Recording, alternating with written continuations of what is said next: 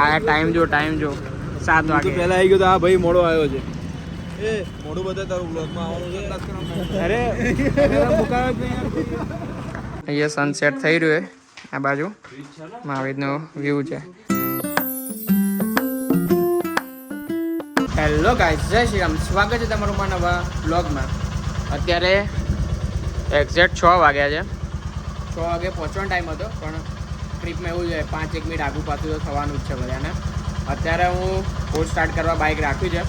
અહીંયાથી હું જઈશ ભાડત દર્શન કરી, પછી નીકળીશ પેલા ભાઈબંધને લઈને, પછી વૈષ્ણોદેવી પહોંચે. એટલે આ લોકો ગોતાથી આગળ આવશે, એટલે અમને વૈષ્ણોદેવી જ મળવાના બધા. શું છે 90 ની સ્પીડ ઉપર 2 કલાક અમારા ભાઈ કેલ્ક્યુલેશન કરીને આવ્યા છે સ્પીડનું.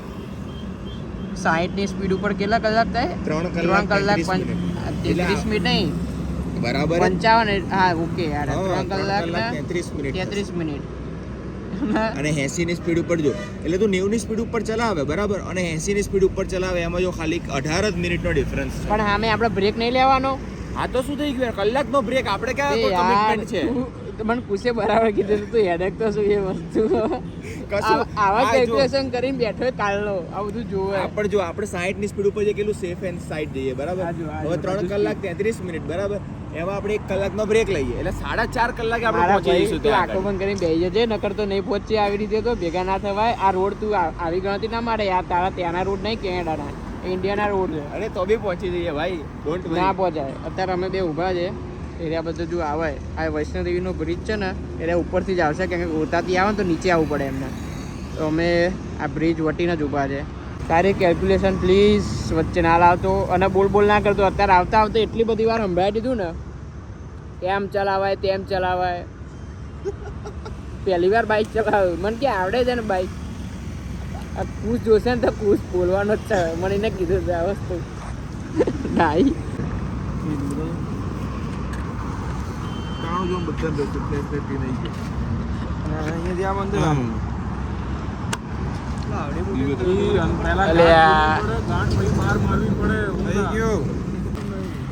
ટાઈમ જો 7 વાગે પહેલા આવી ગયો તો આ ભાઈ મોડો આવ્યો છે.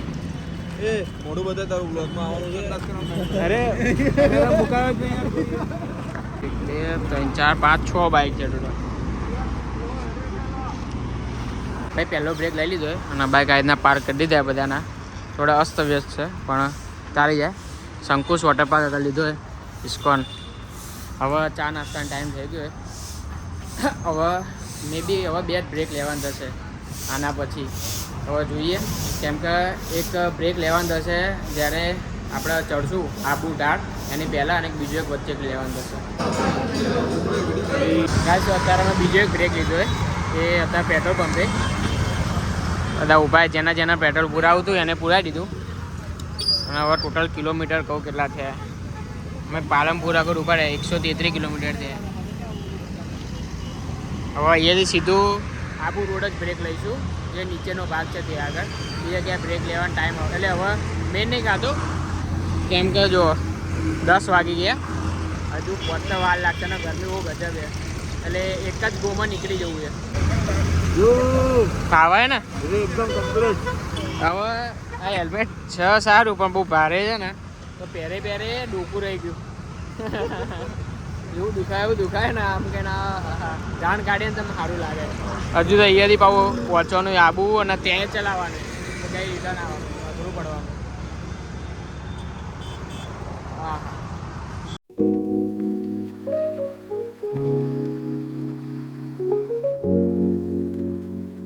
અમે લોકો અત્યારે પહોંચી ગયા. હવે રસ્તો ગોતીએ છે ચાલીને, કેમ કે આવા રસ્તેથી જવાનું, રસ્તો મળતો નહીં. कहाँ से?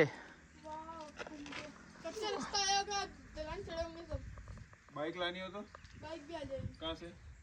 वहाँ से आ जाएगी. है तेरे पास एक्टिवा? बुलेट है? हाँ मैं बताता हूँ, रुको मैं आ जा. એ ભાઈ આવે. આ રહ્યો અમારો વિલા જ બુક કરી દીધો બધા વચ્ચે. શું કહેવાય, ટોલ નાખ્યા પહેલાં, એટલે આબુમાં હજુ ઘૂસ્યા ને એની પહેલાં જ અમે લઈ લીધું રોડ ઉપર જ. અમે જે પેલું જોવા ગયા હતા એ નહોતું, એ જગ્યાથી રસ્તો બતાવતા હતા. બીજી છે, ચડવાનું થોડું વધારે છે. ત્યાં બાઇક મૂક્યા દૂર. સારું લાગે છે. સારું લાગે ને ટ્રેકિંગમાં ને એવું એ લે એ બહુ વધારે પડતું ઉપર છે. હા હા અહીંયા બેવા આવવાનું. અમે લોકો અત્યારે રૂમમાં પહોંચી ગયા. અરે ઊંઘી જાય 2 જણ રૂમાલમાં છે મૂકીને. આવી રીતનો રૂમ છે. ઓ ભાઈ એસા નહીં જવું નહીં આપણે. આ બીજો રૂમ છે અને સામેનો વ્યૂ. આ રહ્યો પહેલો રૂમ જે બતાવે અને આ બીજો રૂમ. બીજો રૂમ ગજબ ઘસ ઘસાટ. આમાં વોશરૂમ ઉપર છે. નાઈના રૂમ. આ રૂમમાં ગરમી વધારે લાગે. આ પંખો કરીને ઊંઘવું પડે ને અહીંયાથી ખાલી નજારો જુઓ. હા હા અહીંયા સનસેટ થઈ રહ્યું આ બાજુ. આવી રીતનો વ્યૂ છે. હમણાં એ ભાઈબંધ જમતો હતો ને તે કપડા ઉપર ખાવાનું ડર્યું હતું કપડા કોવા મૂક્યા અને ત્યાં આગળ બોન ફાયરનું મૂકેલું છે જે છે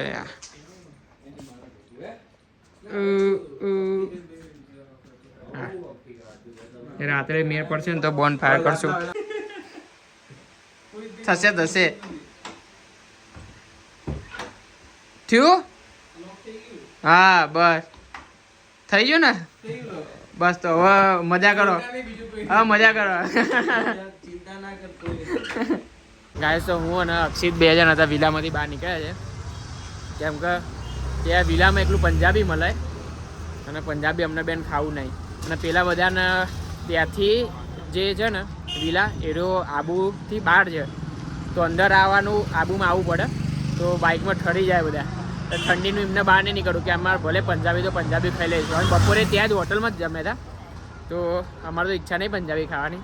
અમે બંને બહાર નીકળ્યા એ તો ઠંડીના ત્યાં જ કે અમે ખાઈ લઈશું. અત્યારે નખીલ એક બાજુ જઈ રહ્યા. હવે જોઈએ શું ખાવું. પંજાબી સિવાય બીજું ગમે તે હશે ચાલશે.